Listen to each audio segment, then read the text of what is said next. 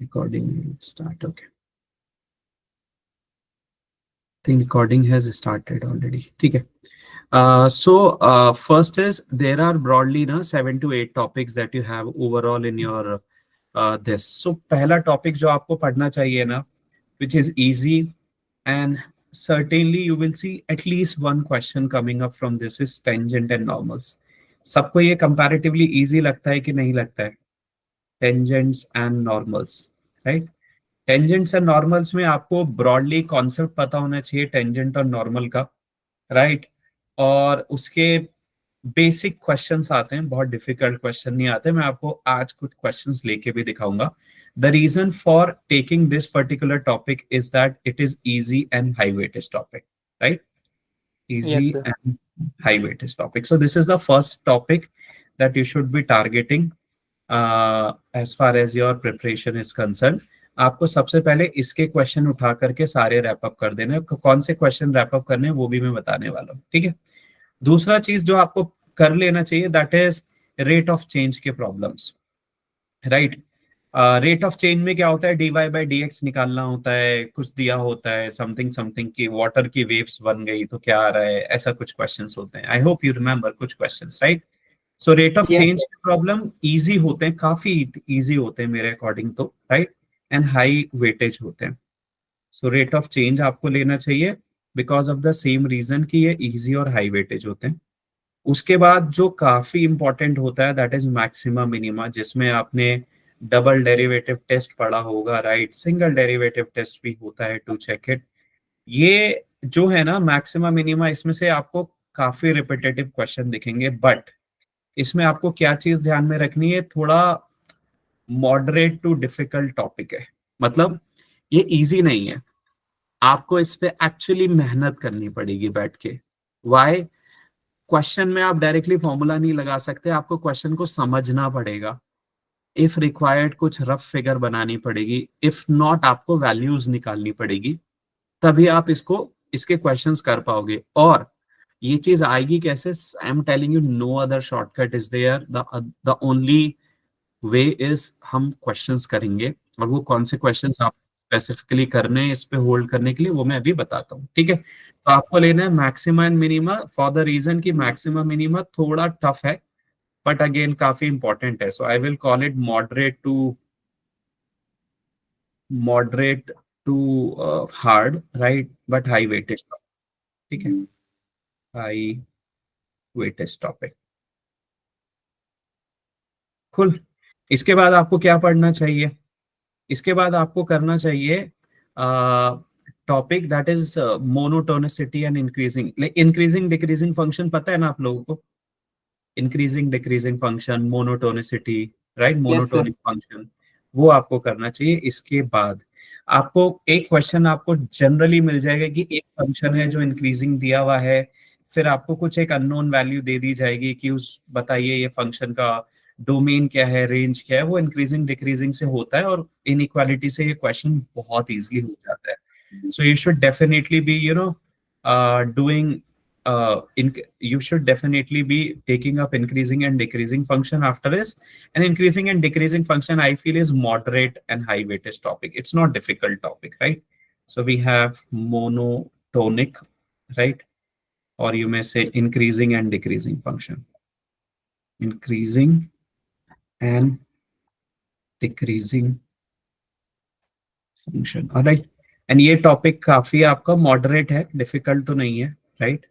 Moderate and high weightage, मतलब इसमें से क्वेश्चन ऑलमोस्ट हर साल आते ही आता है, मैं आपको बोल रहा हूँ, ठीक है?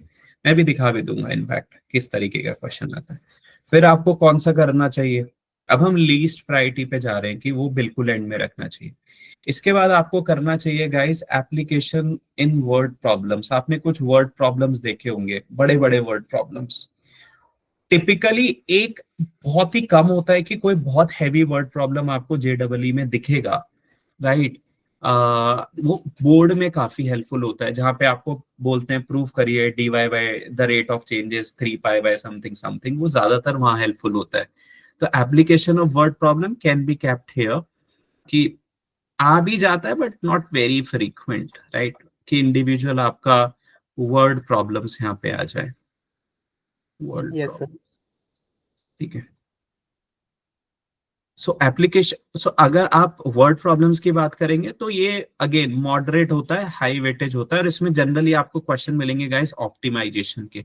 ऑप्टिमाइजेशन का मतलब होता है जिसमें आपको या तो वैल्यूज को मैक्सिमाइज करना होता है या फिर मिनिमाइज करना होता है, right.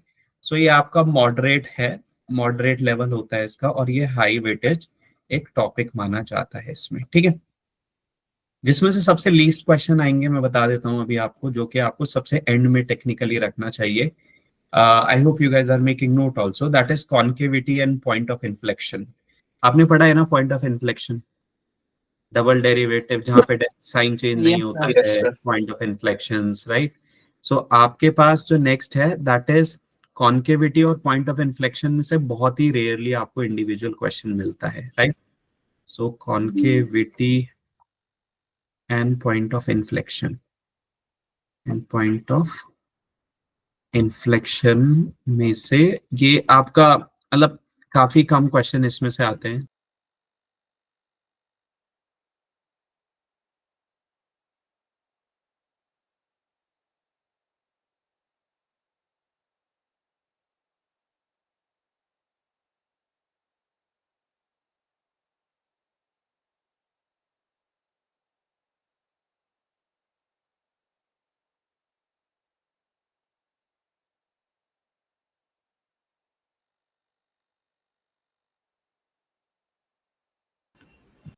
Just a second, I'm getting it resolved, getting logged out, no, again and again. You guys make note.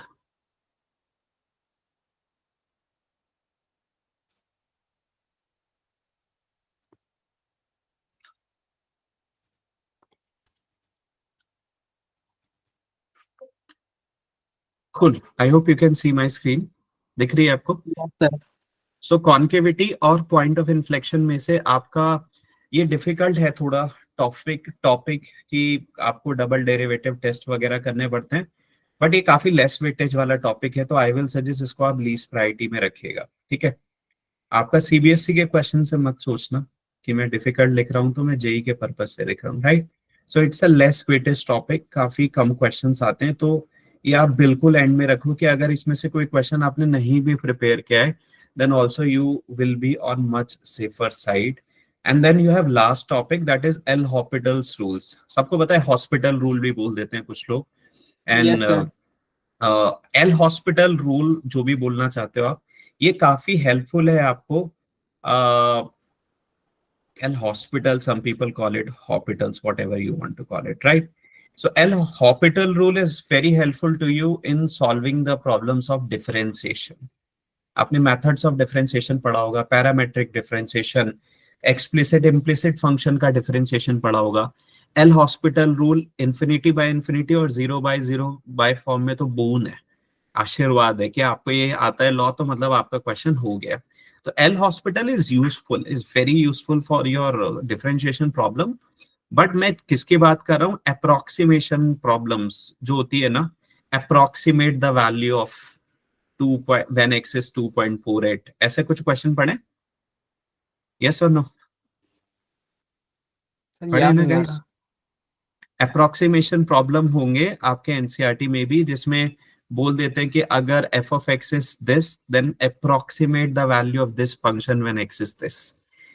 याद नहीं आ रहा, दैट इज ओके, बिकॉज बहुत ही लेस, मतलब मेरे को जहां तक ध्यान है, आई डोंट रिमेम्बर कि कब लास्ट टाइम इसमें से क्वेश्चन आया होगा। I will say it's a very less weightage topic. So even if you don't do it from JE perspective, you are still on safer side. L Hospital rule is important, guys. ठीक है, ये important है for your important for differentiation problems. Is that clear? Clear? Yes sir. So अभी yes आपको एक sir. पहली चीज clear हुई कि अभी आपको चैप्टर है ना एज अ होल नहीं देखना है, एओडी एज अ होल नहीं देखना है कि एओडी पढ़ना है। आपको 7 टॉपिक दिख रहे हैं अपनी स्क्रीन पे, राइट। और आपको 7 टॉपिक अपनी स्क्रीन पे दिखने हैं, आपको बहुत क्लियर रहना है कि आज जब आपकी क्लास ये खत्म होती है या जब भी आपको फ्री टाइम मिलता है, आप सबसे पहले टेंजेंट नॉर्मल के क्वेश्चंस खत्म करेंगे, फिर रेट ऑफ चेंज के क्वेश्चंस खत्म करेंगे, फिर मैक्सिमा मिनिमा के करेंगे, फिर इंक्रीजिंग डिक्रीजिंग फंक्शन के, और एप्लीकेशन इन वर्ड प्रॉब्लम, अगर आपने इतना भी कर लिया ना शुरू के 5, मैं आपको गारंटी देता हूं अगर 5 क्वेश्चन एओडी में से आते हैं, जस्ट मैं एक नंबर ले रहा हूं, आप 4 आराम से करके आओगे जेडबलई में, राइट। अब दूसरा क्वेश्चन क्या होना चाहिए आपको कि आपको कहाँ से करने हैं क्वेश्चन, यस और नो। अभी yes are you sir. Guys clear about कि मुझे कहाँ से पढ़ना है? क्लियर नहीं है ना कि अभी मेरे पास टाइम तो कम है, मैं कितना पढूं, किस चीज को पढूं? तो मैं आपको बहुत क्लियर 2 चीजें लिख के दे रहा हूं जो आपको मैंडेटरली करनी। पहली चीज जो आपको पढ़नी है, मैं अपने एक्सपीरियंस से भी बता रहा हूँ, एंड कि क्या चीज में से क्वेश्चंस आते आते हैं, and if you are not doing it you will be at loss, I am telling you, in actual जेडबलई paper. So resources I would say that you should be focusing is, पहले तो आप, अगर आपका NCERT अच्छा नहीं है, right, your step 1 has to be NCERT textbook. And when I say NCERT textbook means you should even know NCERT के क्वेश्चंस के आंसर्स के हैं, राइट। दैट डजंट मीन आपको रट्टा मारना है, बट उस लेवल पे आपकी प्रिपरेशन होनी चाहिए, right. I remember when we were studying, मुझे ऑलमोस्ट उस तरीके तक का आइडिया था कि इसके क्वेश्चन होता कैसे, इसका ये आंसर आएगा, उतना क्लैरिटी होना चाहिए। After NCERT, because you don't have time, practically you should make sure that you are doing 2019 to 2024 तक के PYQs. Is that clear to everyone? Is yes it? Sir. Yes, sir. So you should be doing, first step has to be your NCERT, because this will build the foundation, and not only foundation, आपको JEE में कई NCERT से question as it is आते हैं, आप पिछले 5 साल के क्वेश्चन करोगे आपको दिख जाएगा, मैं अभी एक लेके भी दिखाऊंगा, NCERT का क्वेश्चन है copied, right, no change as such. तो बहुत क्वेश्चन एग्जैक्टली आते हैं, बट उसके लिए आपको एक एक एग्जाम्पल करना पड़ेगा, एक एक एक्सरसाइज का क्वेश्चन करना पड़ेगा, और एक एक जो भी एक्स्ट्रा रिसोर्स होती है एग्जाम्पलर एंड ऑल, वो सब करना पड़ेगा, आप काफी अच्छे सिनेरियो में पहुंच जाओगे। The second thing which you have to broadly do is you have to focus on PYQs, simple, right. And कौन से ईयर के PYQ करने? 2019 to 2024, that is it, right. इतना क्या है, this is enough, I am telling you first. Is this clear? Is this clear clear sir. Too? Please make a note of this Yes, sir. First, because Yes, sir. अभी मैं question लेने शुरू करूंगा कि आपको क्वेश्चन कैसे read करे जाते हैं और कैसे उन क्वेश्चंस को करा जाता है, right. Kindly make a note and then I will start taking.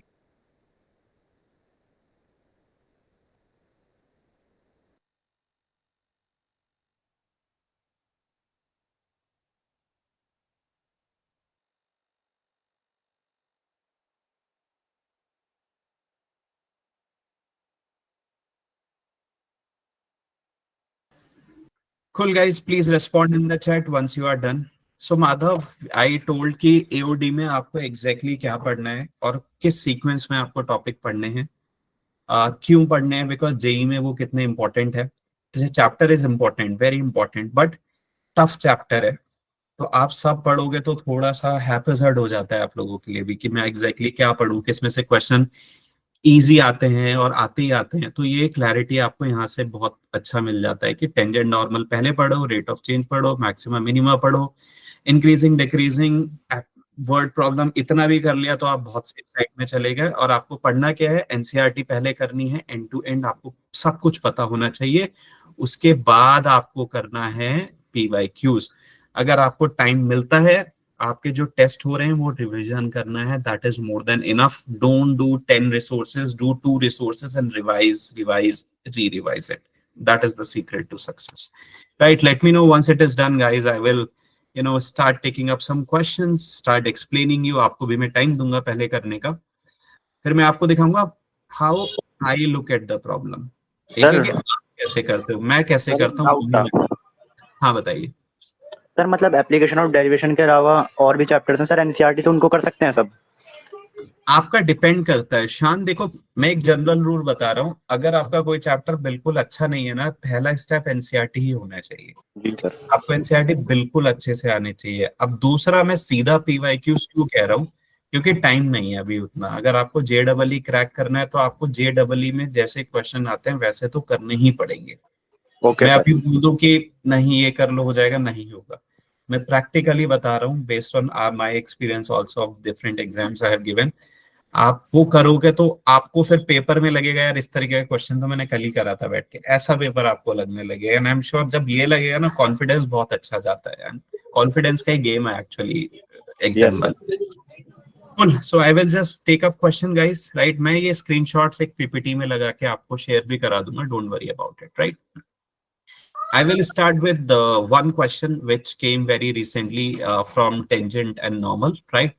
And I will give you guys maybe 2, 3, 4 minutes to attempt it. And be very honest, guys. If you don't get the answer, मैं डांटने नहीं वाला हूँ, but मुझे honesty चाहिए। अगर आपको नहीं आया, मैं समझाने आया हूँ कि क्यों नहीं आया और may be what is the mistake you did. आप कॉपी पेस्ट करके मेरे को मत बताना, उसमें आपका नुकसान है, मेरा नुकसान नहीं होगा। आप समझ रहे हो? आपको जो मैं एक प्रॉब्लम या डाउट बता सकता था या गलती आप क्वेश्चन में कर रहे हो, यू विल वो नहीं होगी discuss. Is that clear? So I hope you can see my screen. This is a question on your screen. This came last to last year, right?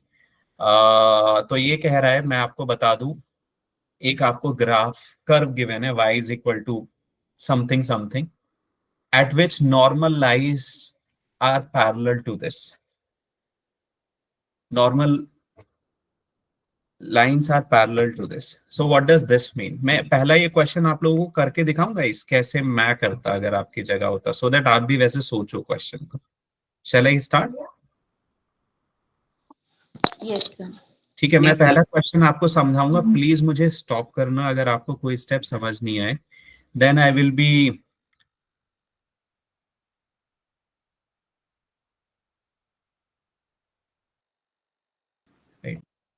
So I will be taking it up. तो यहाँ पे ना आपको देखो curve क्या given है, यहाँ पे है आपके पास y। सबसे पहले आप वैल्यू लिख लो। एंड में ना आपको बहुत सुंदर सुंदर कुछ नहीं लिखना है, आपका गोल है कि मेरा आंसर आना चाहिए। पहले मैं वैल्यू लिख के आपको समझाता हूँ निकालना क्या है। तो ये मेरे को एक कोई छोटा सा फंक्शन गिवन है, छोटा ही है ना, एक्स स्क्वायर प्लस 210x, छोटा सा है ना बहुत। सो ये छोटा सा फंक्शन गिवन है, ये बोल रहे हैं at which normal lines are parallel to this. मुझे सिंपल सा आंसर दो, अगर दो लाइन पैरेलल होती है उनका स्लोप का क्या रिलेशन होता है, जल्दी चैट में बताओ या फिर mic whatever. If two lines are parallel what is the relation between their slopes? Equal slopes. Equal slope होता है, एग्री कर रहे हो? Right, fine, equal slope. तो हम क्या करते हैं, पहले है ना ये वाले कर्व का, ये वाला जो कर्व मैंने लिखा है इसका नॉर्मल का स्लोप निकाल लेते हैं। तो आपको नॉर्मल आप डायरेक्टली तो नहीं निकाल सकते, पहले आप टेंजेंट का स्लोप निकालते हो और वहां से आप निकालते हो नॉर्मल का स्लोप। और टेंजेंट का स्लोप होता क्या है, it's nothing but dy by dx। तो आपने क्या करा, इसको डिफरेंशिएट करना शुरू करा विद रिस्पेक्ट टू x। इसका डिफरेंशिएशन क्या होगा गाइस, एनीवन क्विकली जल्दी बताओ। 54 तो कांस्टेंट है, इसका क्या होगा 5x raise to the power 4। Or इसका क्या होगा 135 इंटू 4x क्यूब। इसका क्या होगा 70 इंटू 3x स्क्वायर। इसका क्या होगा 180 इंटू 2x और इसका क्या होगा guys 210, right? Quickly tell me what should I write here, क्या लिखना चाहिए? 270, एग्री? नेक्स्ट में क्या लिखना चाहिए, बताइए बताइए बताइए quickly, let's see who is super fast. 540,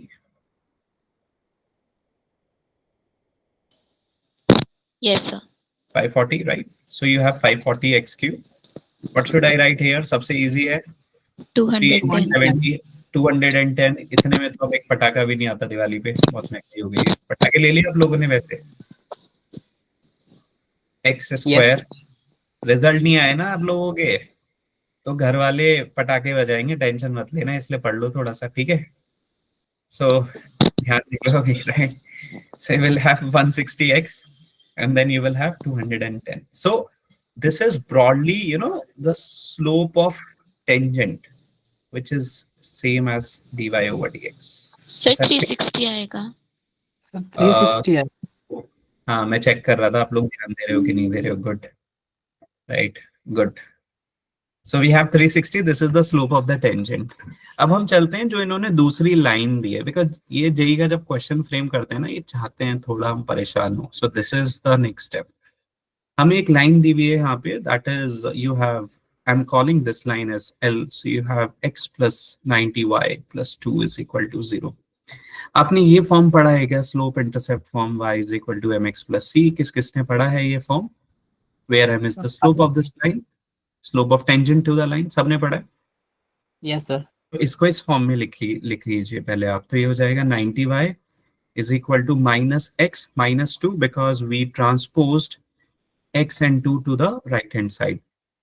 फिर y को क्या लिख सकते हैं, y is going to be minus 1 upon 90 x minus 2 upon 90. 2 upon 90 is of no use for us. आप मुझे बताएंगे ये क्या है, ये किस चीज का स्लोप है, टेंजेंट या नॉर्मल? एनीवन? माइक यूज कर सकते हैं. टेंजेंट का स्लोप है ये जो लाइन L है ना, उसके ऊपर जो टेंजेंट बन रहा होगा किसी पॉइंट पे, उसका स्लोप है, राइट? तो ये हो गया यहाँ पर स्लोप ऑफ टेंजेंट. क्या हुआ आपके पास, that is minus 1 upon 90. Agree करते हो? Which you may denote by m, let say. अब मुझे स्लोप ऑफ नॉर्मल निकालना है, तो what is the relationship between slope of tangent and slope of normal? That slope को हम डिनोट करते हैं स्मॉल m से. स्लोप ऑफ टेंजेंट मतलब m with mt, right, into mn. इसका प्रोडक्ट क्या होता है गाइस, -1 होता है. Agree? Yes, sir. So from here the slope of normal is -1 upon mt. Agree or not? Like just you have to take negative of reciprocal of that particular value. तो यहाँ से आपको क्या मिलेगा स्लोप ऑफ नॉर्मल, जल्दी बताओ. 90 मिलेगा, correct. अब आप यहाँ ध्यान दीजिए, अब आप ये ध्यान दीजिए, ये क्या था, ये कह रहे थे ये लोग, क्वेश्चन में ये लिखा था कि at which normal lines are parallel. इसका मतलब इसका जो नॉर्मल होगा और इसका जो नॉर्मल होगा, राइट, इस वाली लाइन का जो नॉर्मल होगा, दोनों के स्लोप को हम इक्वेट कर सकते हैं. एग्री करते हो सब लोग? बिकॉज पैरेलल लाइन है और पैरेलल लाइन में तो स्लोप इक्वेट हो सकते हैं. Agree everyone? राइट. तो हम क्या करेंगे यहाँ पे, तो हम क्या कर सकते हैं, अब देखिए आप, ये हो गया हमारे पास 90 is the slope of normal here, and यहाँ पे ये वाली वैल्यू आई है which is the slope of basically this particular point, number of points on the curve at which normal lines are parallel to this, right? तो basically according to this question, ये value जो मेरे पास है और ये वाली जो वैल्यू मेरे पास है, राइट, ये दोनों की दोनों कैसी होनी चाहिए, ये दोनों की दोनों इक्वल होनी चाहिए कि नहीं होनी चाहिए, बताइए. सर इक्वल होनी चाहिए. इक्वल होनी चाहिए. Agree, right? So according to question, and हमें सॉल्व नहीं करना है, अकॉर्डिंग टू क्वेश्चन ये दोनों वैल्यू एग्जैक्टली सेम होने चाहिए. अब यहाँ पे आपको आंसर मिल जाता है. कैसे मिल जाता है? ये कैसी क्वाड्रेटिक, ये कैसा पॉलिनोमियल है, कोई बताएगा? ये जो मैं लिख रहा हूं, ये किस तरीके का पॉलिनोमियल है, इसके कितने रूट्स होंगे आप बताओगे? Sir, 4 by quadratic. 4 रूट्स होंगे, बाय क्वाड्रेटिक है. अब इन्होंने पूछे नंबर ऑफ पॉइंट्स आपको निकालने हैं, आपको पॉइंट्स नहीं निकालने हैं. Agree? Number of points, number of point का मतलब सिंपली है कितनी x की वैल्यूज है, राइट? और ये क्योंकि एक बाय क्वाड्रेटिक इक्वेशन है, क्योंकि यहाँ पे डिग्री 4 है, तो इसकी 4 वैल्यू आएंगी. एग्री करते हो आप लोग? तो what should be the answer to this question then? How many values are there? 4 values. 4 values, correct? So that means the answer to this question is going to be 4, right? Since it is a biquadratic equation. Sir ये जरूरी थोड़ी है कि चारों के चारों roots real ही होंगे. One second, Varun, who is this Varun? Varun, please avoid doing this, right? So ये, हाँ, आप क्या बोल रहे हो? सर सारे रूट्स रियल ही होंगे, ये जरूरी थोड़ी है. आप निकाल सकते हो उस सिनेरियो में. Means your question is valid कि क्या चारों के चारों रूट्स रियल होंगे कि नहीं होंगे. My point is 4 रूट होंगे कि नहीं होंगे, that is true, right? Because it is going to be a biquadratic equation. If you want to check whether they are real or not, then how you have to do is you may have to first look for the first route. आपको पता है पहले दो root आप hit and trial method से निकालोगे, फिर hit and trial करने के बाद आपको नेक्स्ट टू रूट मिल जाएंगे, correct? So that can also be done over here. Is that clear? Right. So answer to your question, what who asked me this question is number of points तो चार ही होंगे. Agree or not? Points Yes, sir. होंगे. चार में चारों real हैं, दो real हैं, दो कैसे हैं, that we have to figure out. But I'm not interested in that point here. I'm more interested in कितने इसके solution या points निकल के आएंगे. So according to that, 4 has to be the answer. Now if I ask you guys, इसमें ऐसा कुछ है जो आपको नहीं पता है क्वेश्चन को करने में. आपको स्लोप टेंजेंट का पता है, आपको नॉर्मल का पता है, आपको ये भी पता है कि अगर दो लाइन पैरेलल होती है तो उनके स्लोप का क्या रिलेशन होता है, सबको पता है ना. You have to either raise your hand, chat और like audio, whatever it is. ये सब पता है सबको, यस सर. राइट? ये क्वेश्चन डुएबल है, ये JEE का क्वेश्चन है. आपको समझ आया the reason I wrote tangent and normal at the top? क्योंकि क्वेश्चन इस टॉपिक से ना बहुत इजी होते हैं, right? They are not difficult question, you can easily do them. Are you ready for one question जो मैं आपको दूं and you should be trying it yourself? बताइए. Yes sir. Right? So okay, let me share. cool. इसमें किसी को कोई doubt है तो प्लीज पूछ लीजिए. इसके रूट्स निकाल भी सकते हैं, राइट? बाय पहले दो रूट हिट एंड ट्रायल से निकाल लीजिए, फिर आपको डिवाइड करना पड़ेगा, तब निकल जाएंगे बाकी. But it's a easy question overall, I am saying. एक आपके एनसीईआरटी में क्वेश्चन है, a helicopter shoot is flying along the curve. किसी को याद है ये क्वेश्चन? एक एनसीईआरटी में एक वर्ड प्रॉब्लम है, helicopter is flying along the curve etcetera etcetera. Example है ये बाय द वे. किसी को याद है? No sir. वो question as it is JEE में आ चुका है by the way. So that is the reason मैं कह रहा था कि आपको है ना ये जरूर करना ही करना है. So my question for you guys is, one second, I am sharing.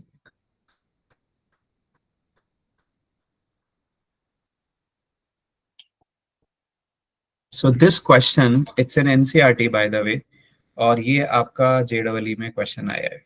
देखो, that's the reason I was saying कि आपको क्यों NCERT करना चाहिए. I'm sharing this question with you. This problem was in, this problem was, देखो, जिसने NCERT properly करी है, आपने ये क्वेश्चन देखा है या नहीं, ऐसा कुछ बताइए.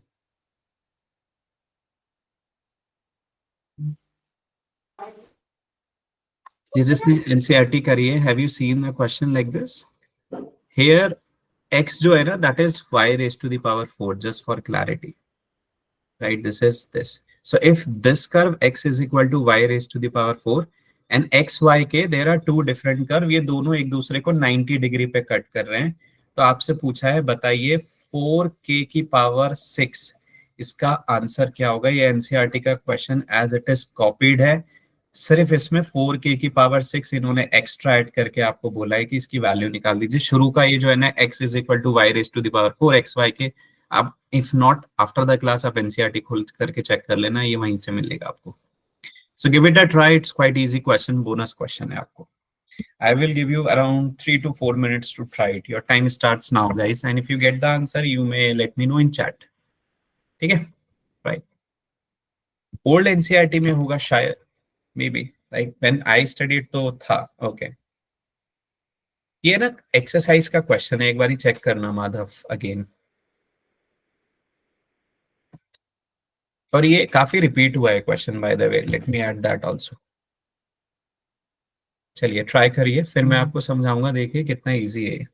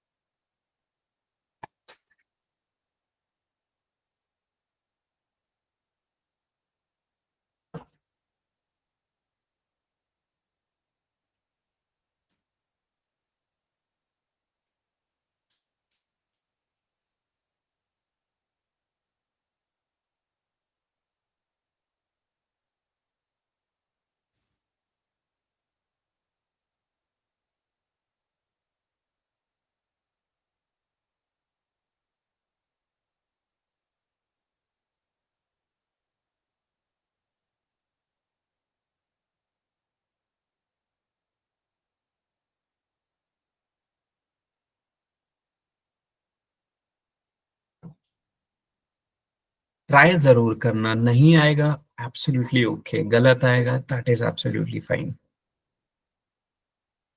Yes Shaan, have you got it? Sir, 1. Okay, I will confirm in some time, अभी सब लोग कर रहे हैं ना, इसलिए you keep it with you. अब शान लेकिन चेंज नहीं कर सकते, ठीक है? जी सर। मैं इसको आपको विजुअलाइज भी करा के दिखाऊंगा कि इसके फिगर अगर आप बनाओगे तो रफली कैसा दिखना चाहिए, just rough okay figure sir. For clarity. Okay sir. Okay. Others, you have 2 more minutes.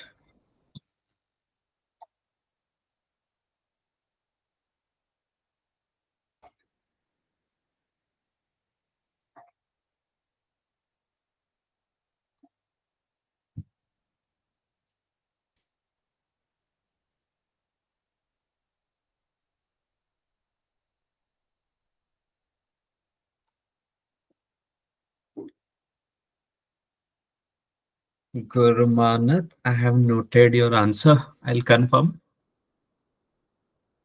अभी मैं सही बोल दूं तो सब लोग कॉपी पेस्ट कर देंगे।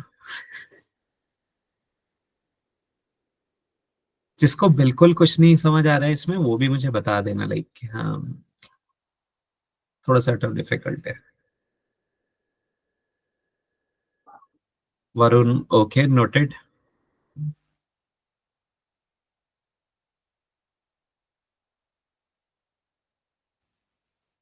सरप्राइज देता हूँ, अभी टाइम अप होने दो आप तीनों को।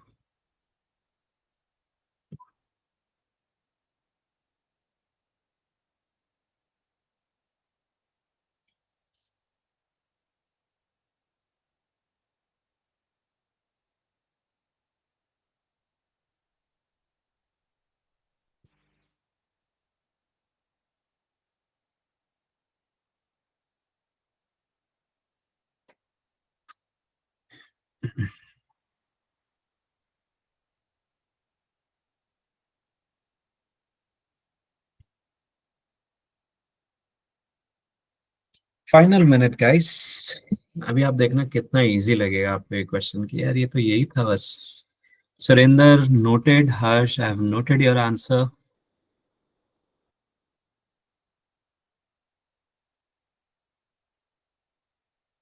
मैं इतने एक रफ फिगर, ड्राइंग तो बहुत खराब है बट स्टिल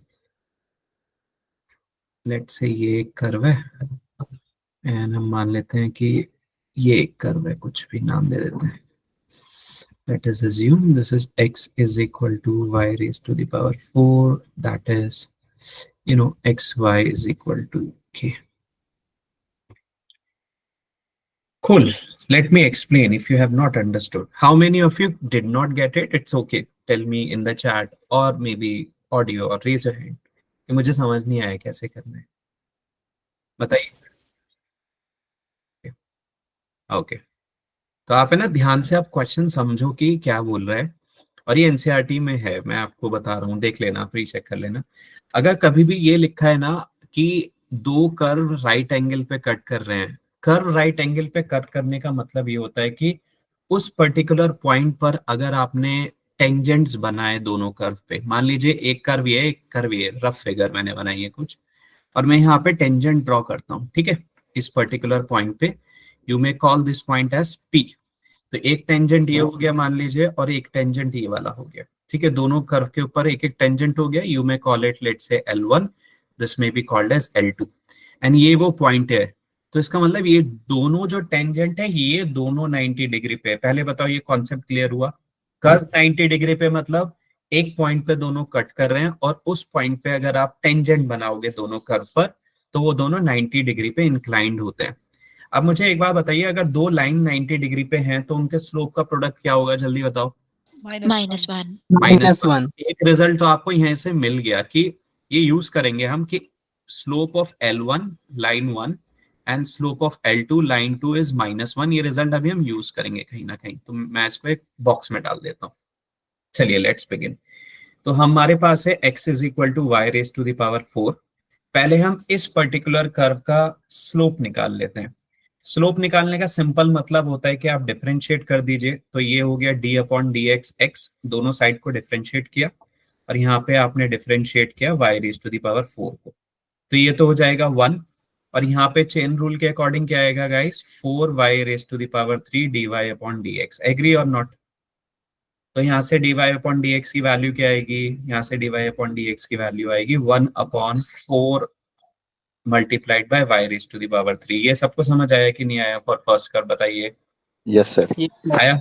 अब हम सेकंड पे चलते हैं। सेकंड कर क्या है, x y is equal to k. X y is equal to k हम ऐसे भी लिख सकते हैं इसको, y is equal to k upon x.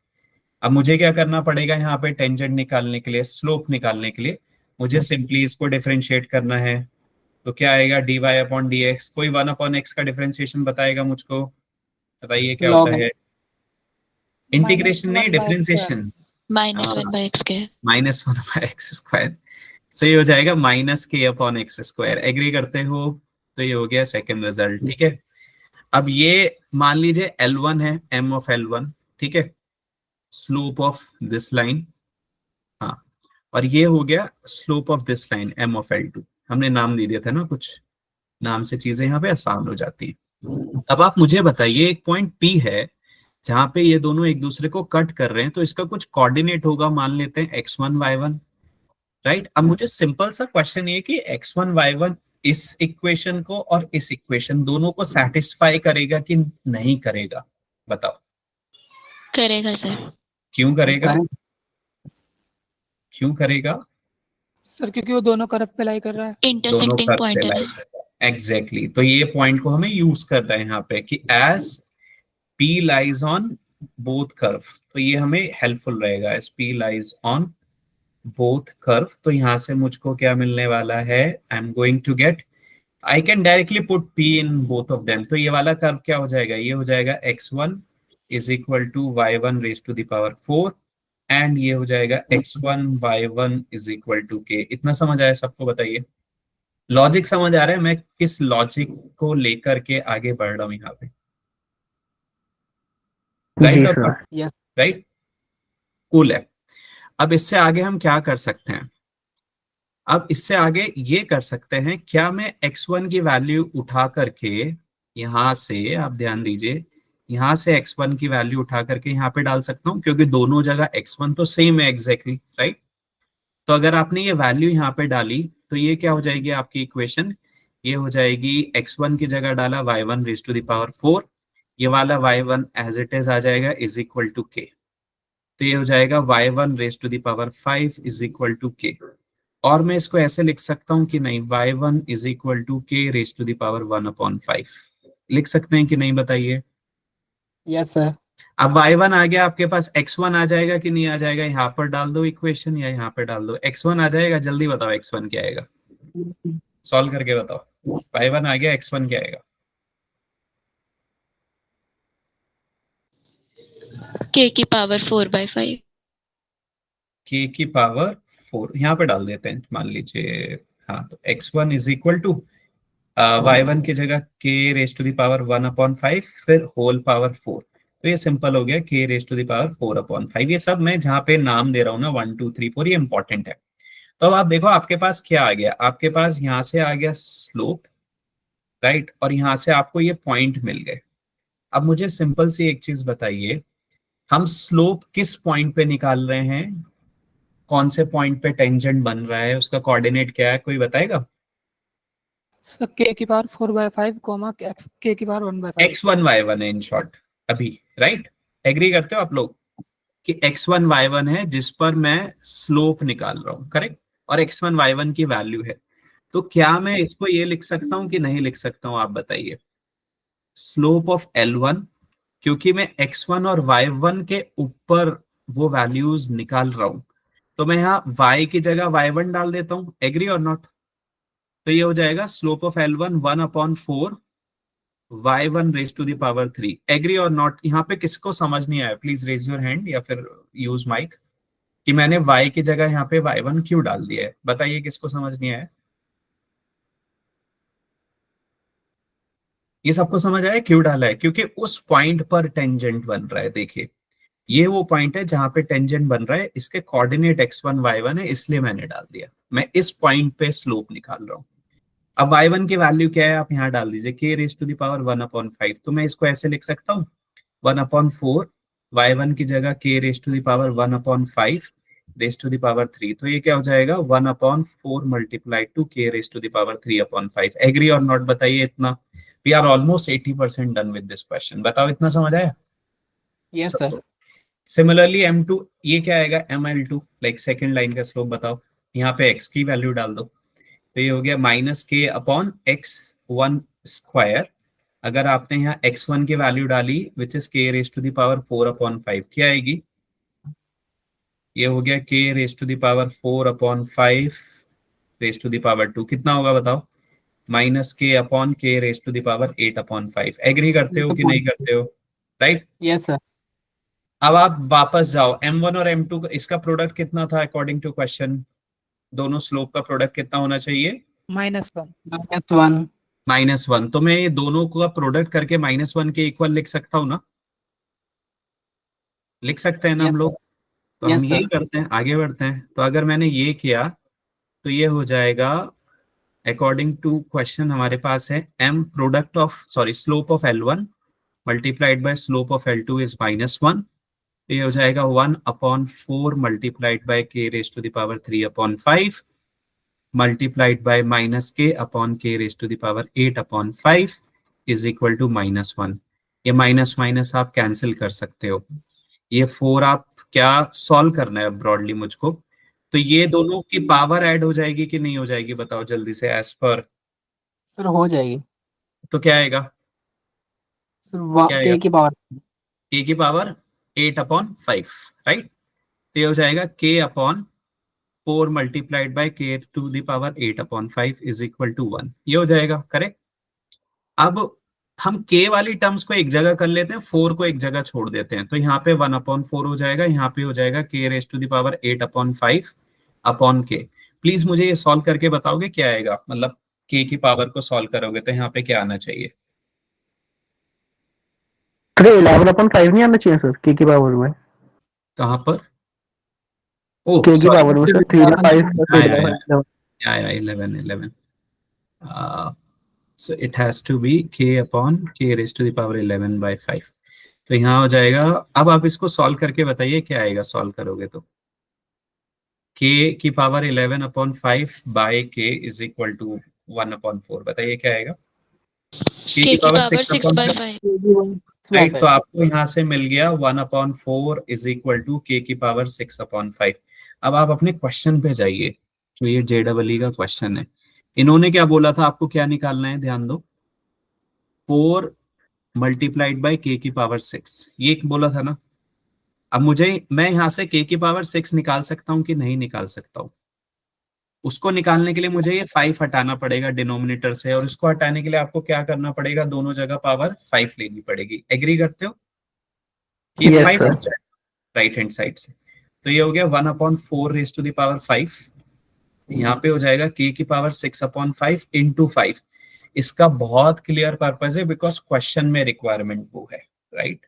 तो ये 5 कैंसिल, तो यहाँ से वैल्यू क्या आई, कुछ आया 1/4 की पावर 5 इज इक्वल टू k की पावर 6। ये आ गया अभी 99% डन क्वेश्चन। उसके अलावा हमें क्या चाहिए गाइज, यहाँ पे 4 की पावर कुछ, 4 की पावर 6 ये भी तो चाहिए।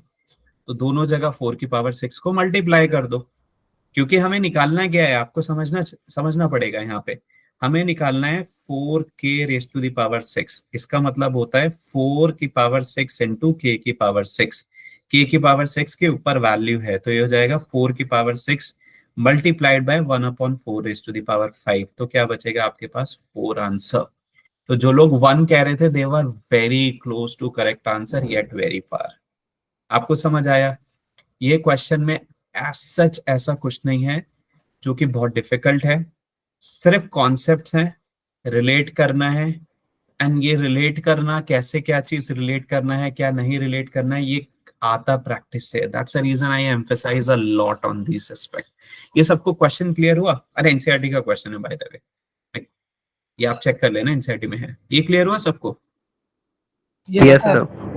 यस और नो? अभी थोड़ा सा कॉन्फिडेंस लग रहा है कि हाँ ये तो हो जाएंगे यार, ये तो उतने डिफिकल्ट क्वेश्चन नहीं है, ये सिर्फ प्रैक्टिस का गेम है। मैं आपको गारंटी दे रहा हूँ, यहाँ भी currently we are more than, we are like you guys are 24 in numbers right now. अगर आप में से कोई एक बच्चा भी होगा ना जो घर पे जाके काफी पीवाईक्यूज एक्सेट्रा एक एक करेगा ऑनेस्टी के साथ, मैं लिख के दे रहा हूँ वो बच्चा बहुत अच्छे नंबर लाएगा इस टॉपिक में। उसको कहीं और जाने की जरूरत नहीं है, there is no other trick.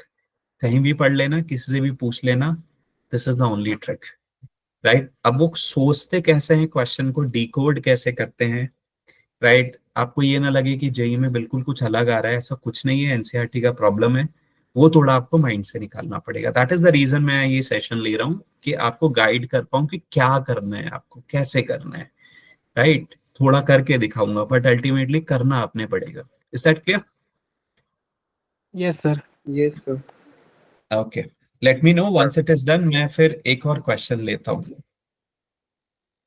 थोड़े मतलब दूसरे टॉपिक का लेता हूँ, इस एओडी का ही। आपको दिखाता हूँ कि how easy the next question is, super easy.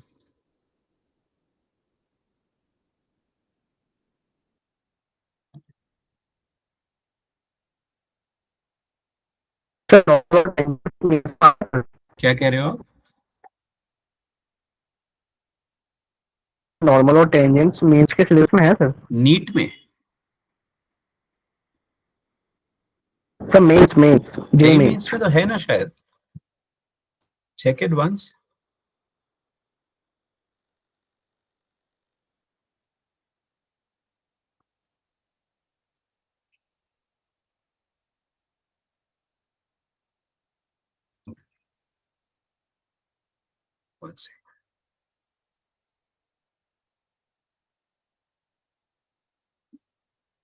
हाँ, एडवांस में correct.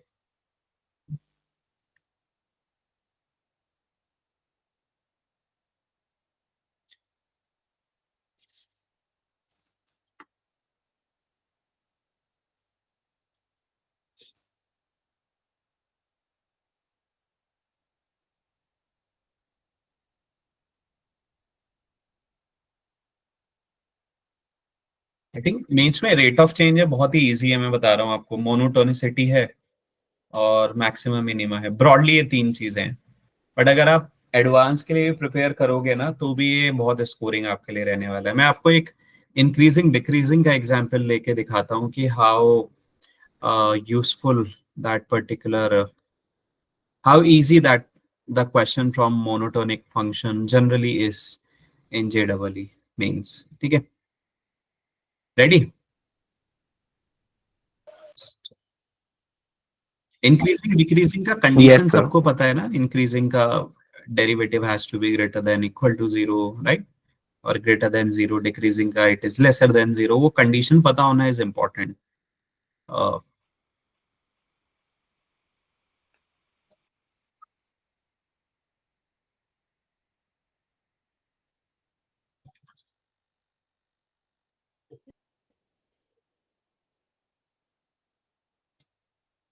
Cool. So I have this question which came in 2024 from this concept of increasing decreasing, और इजी है। लाइक इसमें जो कॉन्सेप्ट यूज हो रहे हैं that is broadly, those are broadly from NCERT. Increasing decreasing का definition लगाना है। आप में से कितने लोग उस दिन ऑफलाइन क्लासेस के लिए आए थे? बिकॉज ये क्वेश्चन थोड़ा सा रिलेट हो जाएगा ऑफलाइन क्लासेस से। Yes sir. आए थे तो एफ ऑफ एक्स निकालना तो आ गया होगा आपको। Yes sir. करो, ट्राई करो। For those who were not there, मैं अभी दिखा दूंगा। There is a trick to do this question, और बहुत इजी है ये क्वेश्चन, बेसिकली इसमें कुछ भी नहीं है। आप ट्राई करो, right, and I will be taking it up. बहुत इजी है। आपको रेट ऑफ चेंज पहले कर लेना चाहिए मेरे हिसाब से, then you should do monotonic increasing decreasing function and then maxima minima. That is it for from JEE Mains perspective. मैं लिख भी दूंगा एक बार क्लैरिटी के लिए, ठीक है?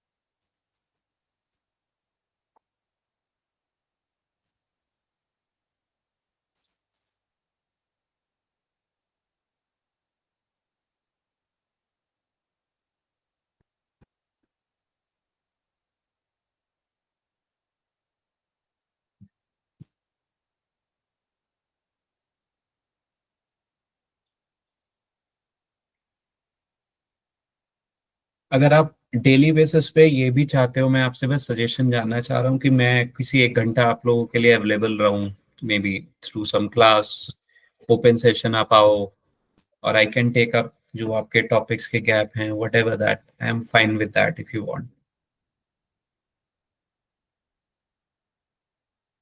बट आपको आना पड़ेगा, मेहनत करनी पड़ेगी, मैं आपको बता रहा हूँ, कोई शॉर्टकट नहीं है, आपको घर जाके काफी मेहनत करनी पड़ेगी, ठीक है। बट आई कैन गारंटी वो करोगे तो मैं आपका मैथ्स तो करवा दूंगा बहुत सही,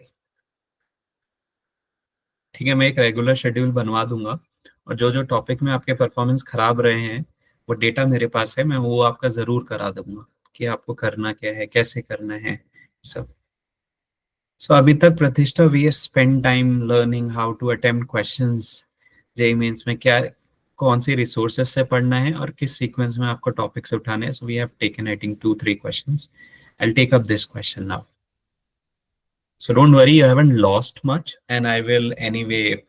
अभी जो मैंने टॉपिक इससे पहले लिया था वो एडवांस में आता है, but broadly the type of question जो आते हैं वो काफी हेल्पफुल होंगे आप लोग के लिए, डिफिकल्ट नहीं होते। दैट इज द पर्पस, कैसे टैकल करना है, that is the broad purpose to understand this.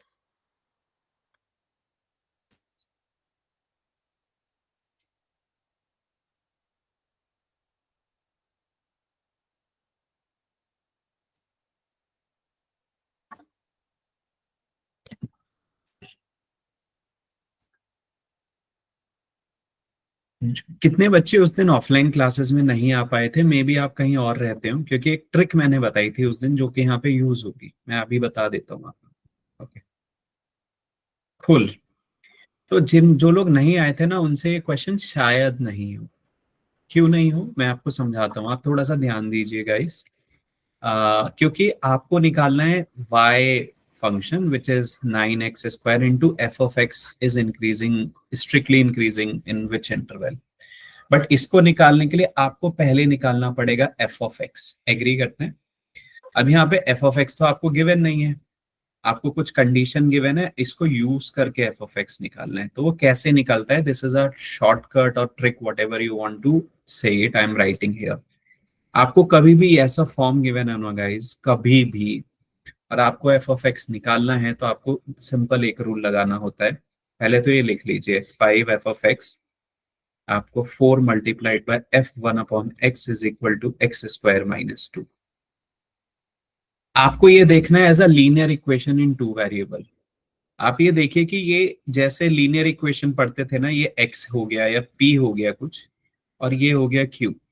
तो ये ऐसी इक्वेशन है, 5p plus 4q is equal to something, वैसा फॉर्म है। एग्री? 10th ग्रेड में आपने देखा होगा। बट आपको 2 इक्वेशन चाहिए ऐसी to be able to solve it. अभी एक ही है, दूसरा बनाते कैसे हैं, ये गोल्डन रूल आप लिख लीजिए। आपको सिंपली क्या करना है, दूसरा इक्वेशन बनाने के लिए आपको x को बेसिकली रिप्लेस करना है 1/x से, एंड 1/x को रिप्लेस कर देना है x से इन अबव इक्वेशन। जहां पे x है 1/x लिख लीजिए, और जहां पे 1/x है वहां पे x लिख लीजिए। तो अगर आप जहां पे x है 1/x लिखोगे और रिप्लेसमेंट करोगे तो क्या बनेगा गाइस बताओ? ये बन जाएगा 5 multiplied by 5 multiplied by f of 1/x। ये बन जाएगा 4 multiplied by f of x, और ये बन जाएगा 1 upon x square minus 2। Agree करते हैं सब लोग? ये बनेगा कि नहीं बनेगा बताओ? Yes sir. अब आप इन दोनों इक्वेशन को सॉल्व करके, इक्वेशन 1 और 2 को सॉल्व करके एफ ऑफ एक्स की वैल्यू निकाल सकते हो। ये लीनियर इक्वेशन की तरह है, आपको बेसिकली ये वाली टर्म को एलिमिनेट करना है। आप एलिमिनेट कर लो, वैल्यू पुट कर लो, that is up to you. तो यहाँ पे है 5 और यहाँ पे है 4। एलसीएम क्या होता है 5 और 4 का? 20। सर तो हम 20। यस, तो हम इन दोनों को 20 बनाएंगे, इसको हटाने के लिए, रिमूव करने के लिए। तो हम पहली इक्वेशन को किससे मल्टीप्लाई करेंगे? 5 से, तभी तो ये 20 बनेगा। तो we will multiply first equation by 5। फिर उसमें से क्या करेंगे हम? सेकेंड इक्वेशन को सब्ट्रैक्ट करेंगे और उसको किससे मल्टीप्लाई करेंगे? 4 से। क्यों करेंगे? So that F of 1 upon x का कॉफिशिएंट क्या बन जाए? 20 बन जाए। तो अगर आपने इसको 5 से मल्टीप्लाई किया गाइस तो क्या बनेगा? ये बनेगा 25 multiplied by f of 1 by f of x. this is going to be 20 f of 1 by x and this is going to be ये कितना हो जाएगा 5x square minus 10. एग्री? आपने इसको 4 से मल्टीप्लाई किया सो दैट ये 20 बन जाए तो क्या बनेगा, ये हो जाएगा 16. मैं f of x को f of x के नीचे लिख रहा हूँ.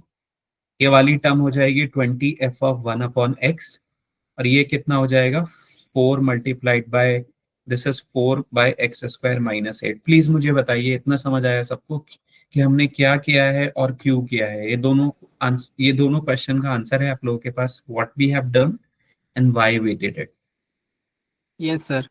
सबको क्लियर है? Those especially who were not there in offline class, because ये ट्रिक है इस तरीके के क्वेश्चन को करने का. अब आप इन दोनों को सब्ट्रैक्ट कर दीजिए इक्वेशन को, जैसे आप लीनियर इक्वेशन सब्ट्रैक्ट करते थे ना वैसे ही. ये कट जाएगा पूरा.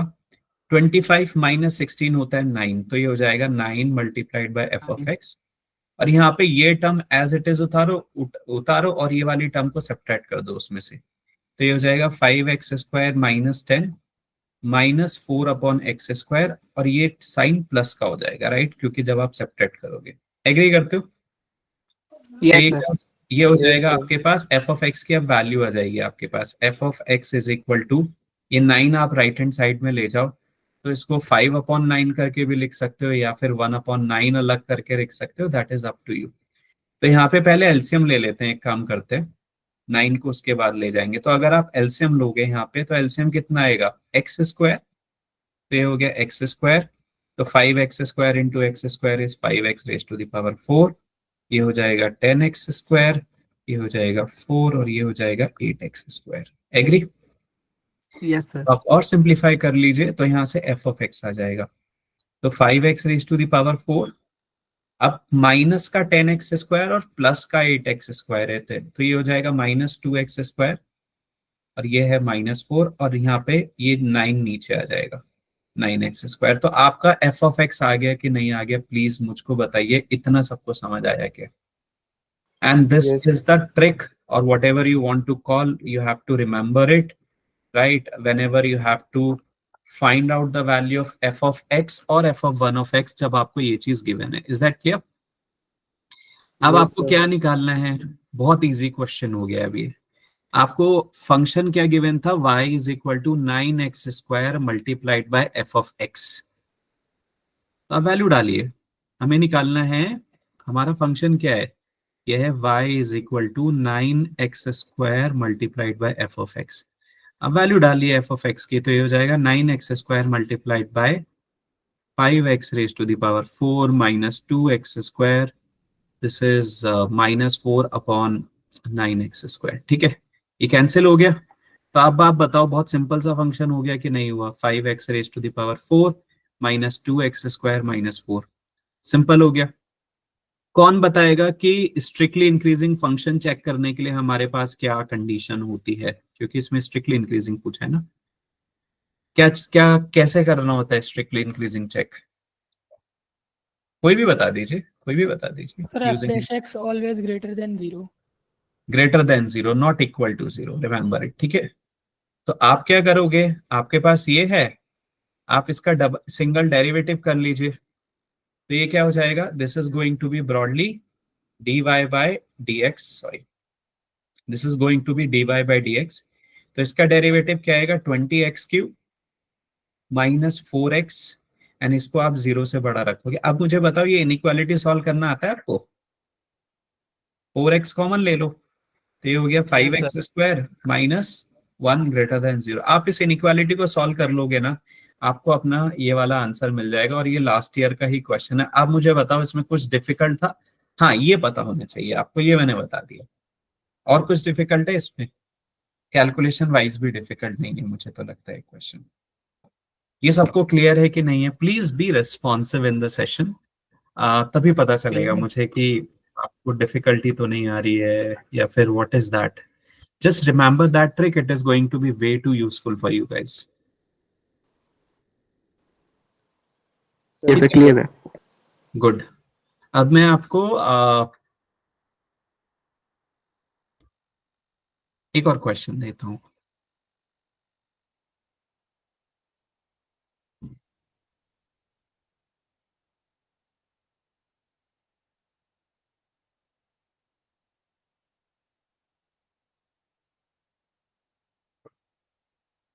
रेट ऑफ चेंज का एक क्वेश्चन देता हूँ। रेट ऑफ चेंज तो आप सबको बहुत अच्छे से आता होगा। रेट ऑफ चेंज सबसे पहला टॉपिक होता है। So this question came in it's a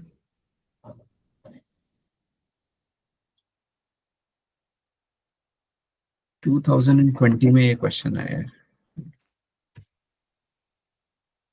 2019 से 24 के तो आप डेफिनेटली क्वेश्चन कर लेना रेलेवेंट, ठीक है। मैं आपको वो शेयर करा दूंगा chapter wise, topic wise PYQ।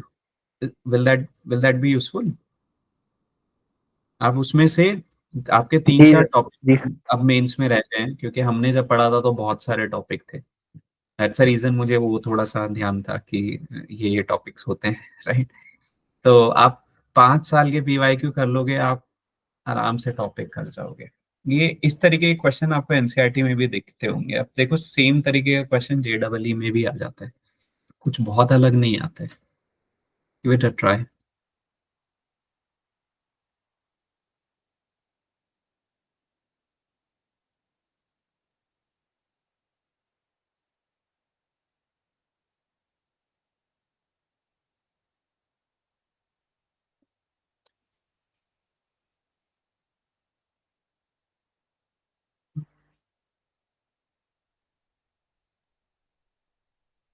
This is one of the easiest question.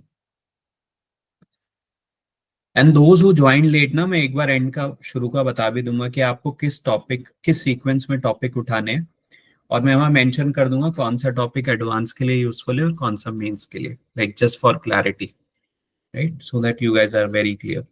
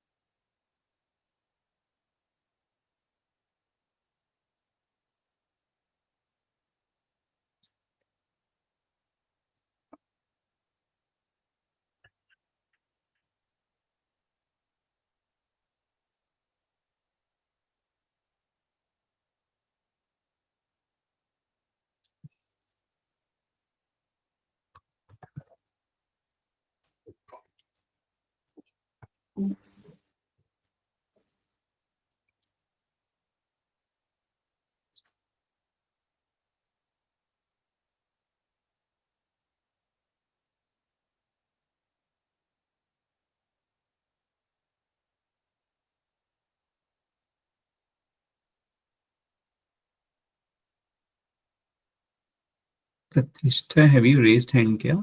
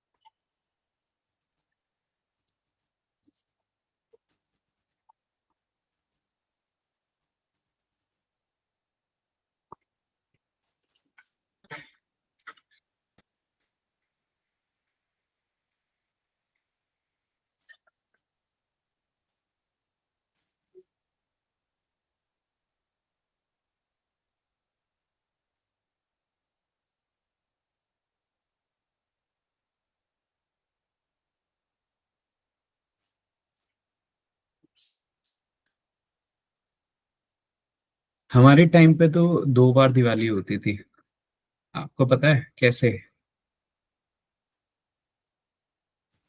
Sir कैसे? एक तो ये वाली नहीं कि छोटी दिवाली अलग, बड़ी दिवाली अलग, फिर उससे बड़ी वाली अलग, वो वाली दिवाली नहीं। एक तो होती थी नवंबर में, अक्टूबर नवंबर, जब भी जो एक फेस्टिवल होता है। दूसरी दिवाली होती थी रिजल्ट टाइम पे, मार्च में। अगर आपने नहीं किया पढ़ाई अच्छी, फिर तुम देखो असली दिवाली तो तब होती थी, राइट। सो सो वो दिवाली आप लोगों के साथ नहीं हो तो थोड़ी मेहनत कर लेना घर पे। 1-2 महीने की बात है, उसके बाद you will have a lot of time to relax, ठीक है। and we are here to support. Like मैं खुद time निकाल रहा हूँ to take sessions with you guys. So that means we are here to support in any possible way, but आपको effort डालने पड़ेंगे. Please समझिए इस चीज को, ठीक है? Yes, sir. I will again be meeting some of you. हाँ, तो वो दिवाला नहीं निकले तो इसलिए Jatin.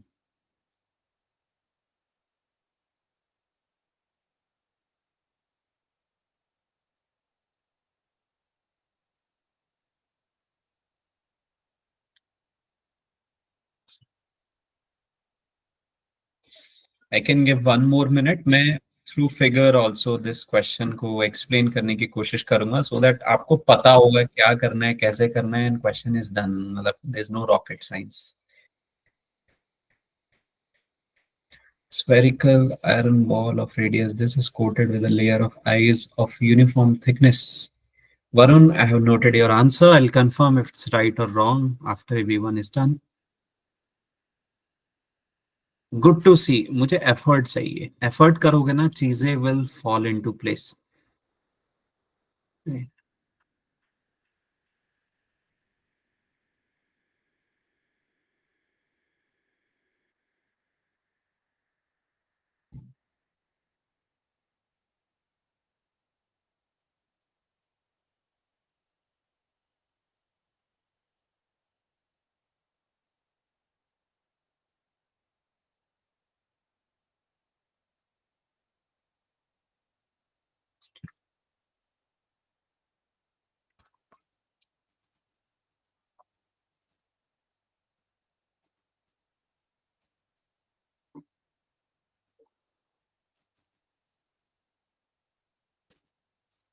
Cool. Let me explain.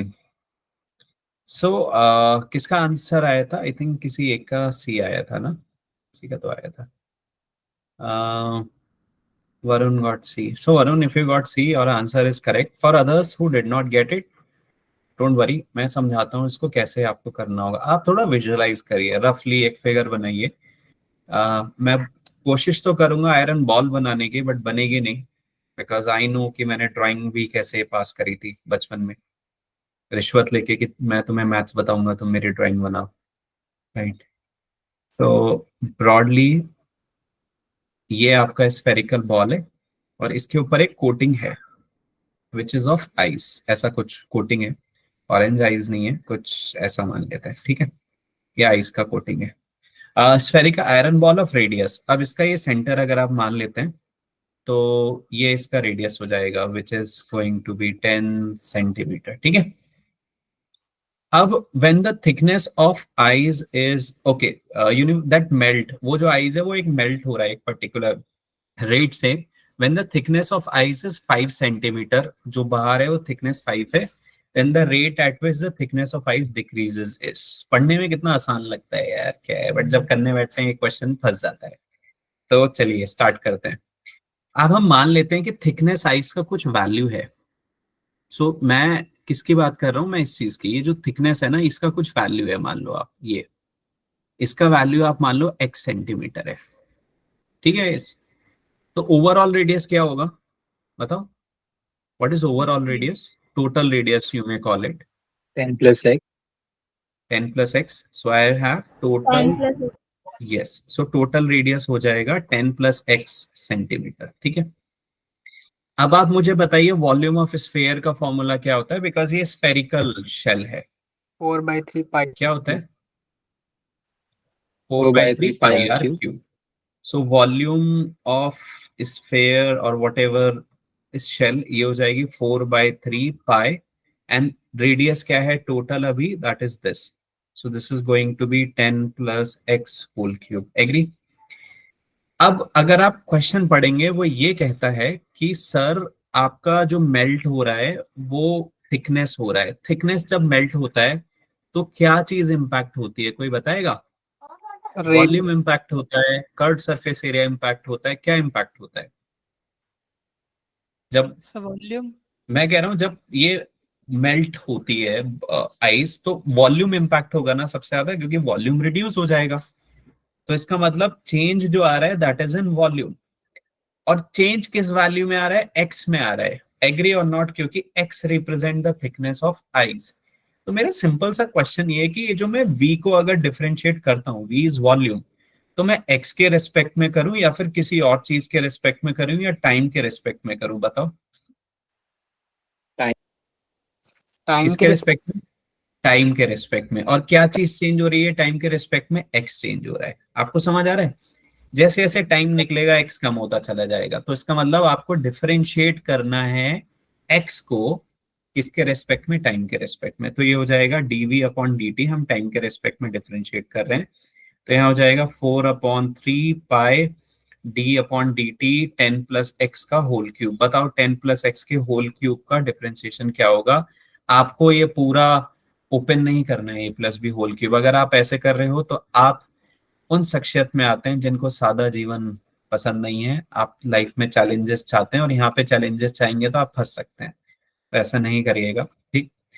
तो अगर आप इसको डिफरेंशिएट करोगे तो ये हो जाएगा 4/3 पाई, पहले पावर को डिफरेंशिएट कर लो चेन रूल के अकॉर्डिंग, तो ये हो जाएगा 3 multiplied by 10 plus x whole square, और फिर x को करोगे तो वो dx अपॉन dt हो जाएगा। Correct or not, chain rule कराए, यस 3 सर। कैंसिल आउट, तो ये हो गया 4 पाई multiplied by 10 plus x whole square, this is going to be dx upon dt, simple, fine।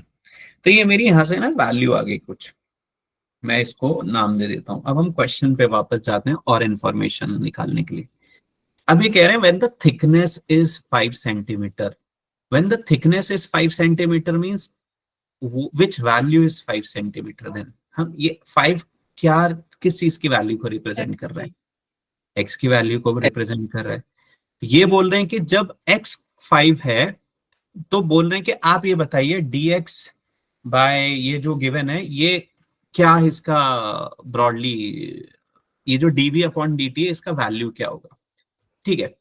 अब आप ध्यान से क्वेश्चन देखिए, पहले मुझे दे रखा है हमें निकालना है कि जब x की वैल्यू 5 है, x की वैल्यू 5 है, अब हमें फाइनल आंसर में क्या निकालना है, अगर x की वैल्यू 5 है तो उस सिनेरियो में dv अपॉन dt क्या है, ठीक है।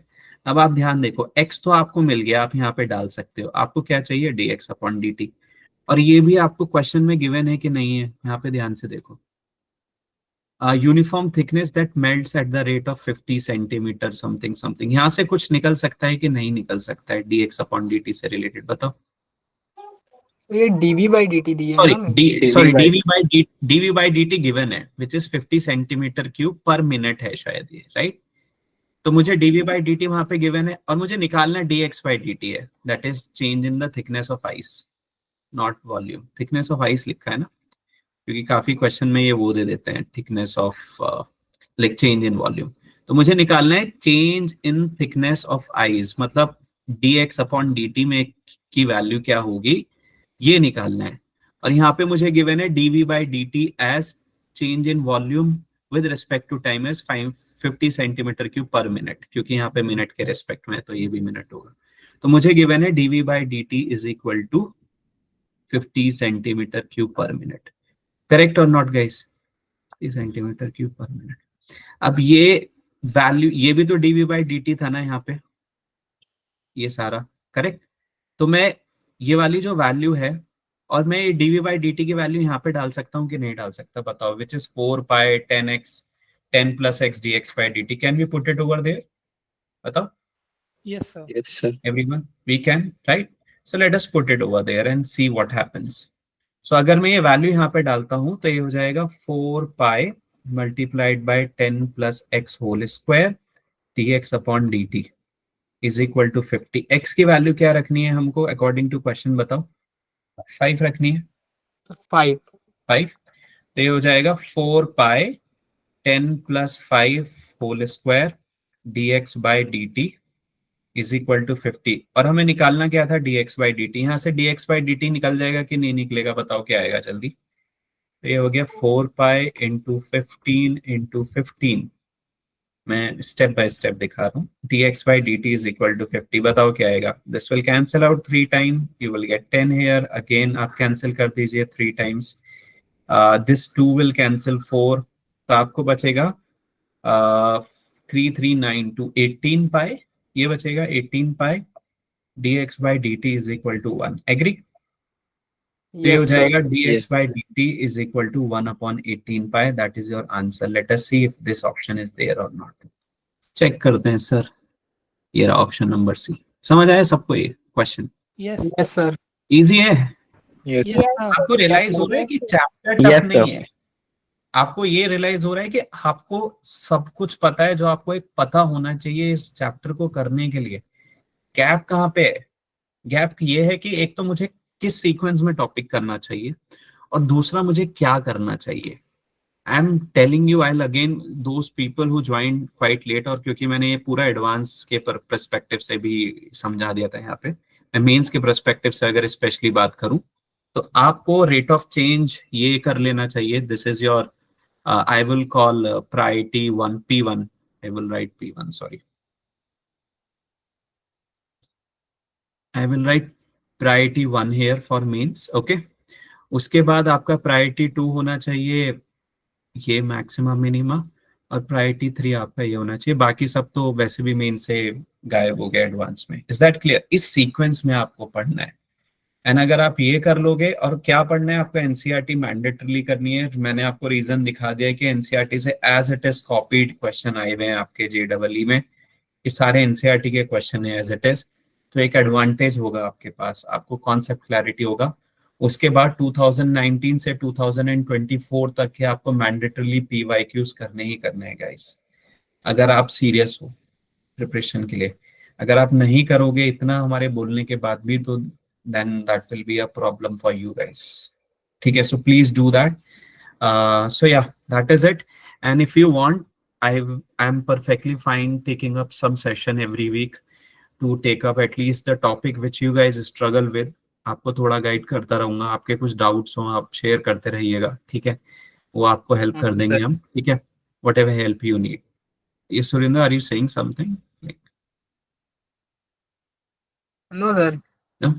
ठीक है, cool है. So I will post this, the topic that you should be right, and just make sure you are doing last 5 years का फाइल. मैं अभी आपके ग्रुप में ये शेयर करा दूंगा. मेरे पास डिफरेंट रिसोर्सेज रहते हैं. इट्स मोर की प्रैक्टिस करना है, कहीं से भी करो. So I will share that file which you should be doing. ठीक है, cool guys, thank you so much. It's always nice to interact with you all. See you soon again. ठीक है, take care. Bye bye. Happy Diwali everyone. Bye, sir. Happy Diwali. Same to you, sir. Happy Diwali, sir.